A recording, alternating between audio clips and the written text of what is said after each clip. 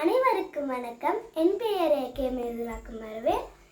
நான் இப்போது ஒரு திருக்குறளை சொல்லிட்டு அதுக்கு தகுந்த மாதிரி ஒரு கதையை சொல்ல போகிறேன். அதோட திருக்குறள் என்னதுன்னா, காலம் கருதி இருப்பார் கலங்காது ஞானம் கருதுபவர். இதோட பொருள் சொல்ல போகிறேன். இப்போ ஒரு டைம் வேஸ்ட் பண்ணக்கூடாது. சரி, இப்போ ஒரு ஆசினி ஒரு பொண்ணு தூங்கிட்டே இருக்கா. டைம் ஐயோ ஆசினி 5 மணிக்கு எழுவா சொல்லிட்டு வெயிட் பண்ணுமா? வெயிட் பண்ணாது. அது பாட்டுன்னு ஓடினே இருக்கும். இப்போ கதையை ஸ்டார்ட் பண்ணலாம். ஒரு நகரத்தில் ஒரு பெரிய மரத்தில் ஒரு காக்கா.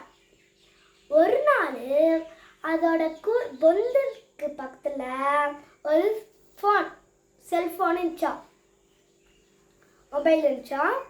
அது ஐயோ அது மாலை, ஐயோ யார்தான் வச்சா, ஐயோ யார் தேடுவாங்களே யாரு சொல்லிட்டு கூட்டுக்கு எதிர்க்க வச்சிச்சு. எல்லாருக்கும் காலையில் பார்ப்பாங்கல்ல, அது மாதிரி வச்சிச்சு தெர்ற மாதிரி. அப்போ திடீர்னு அந்த ஃபோனுக்கிற ஆப்பு ஒரு குருவி, ஒரு டியூட்டி பேச்சுக்கலாம், குருவி ஆப்பு தானாகவே ஓப்பன் பண்ணி டான்ஸ் ஆட ஆரம்பிச்சது குருவிங்கண்ணா. அடுத்து அதை பார்த்துட்டு அப்படியே ரீல்ஸ் ஷார்ட்ஸ் என்ன இருக்குல்ல, அது பார்த்துக்கிட்டே நேக்குது. 3 நாள் ஆச்சு. தூங்கவோ இல்லை, சாப்பிடவோ இல்லை, தண்ணி குடிக்கவோ இல்லை. அப்படியே பார்த்துனே இருந்துச்சா. அடுத்து ஃபோனுக்கு சார்ஜர் இருந்தால் தான் அது ஓடும். அதனால சார்ஜர் 1 பாயிண்ட் இருந்துச்சா, அதுவும் முடிஞ்சிச்சான். அது ஆஃப் பாயிண்ட் பின்னாடி அப்பாடா எந்த அப்படியே பார்த்துச்சா.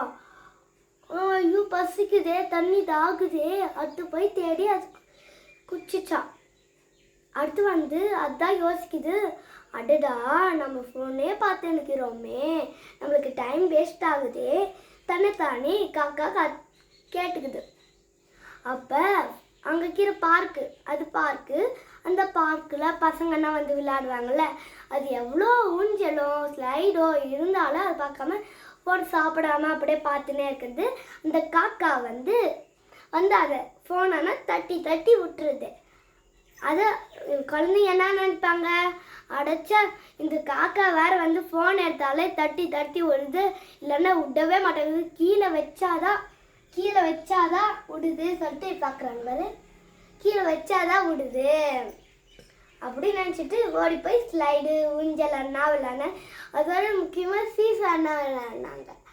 பிடிச்சிருக்க அனைவருக்கும் நன்றி, வணக்கம்.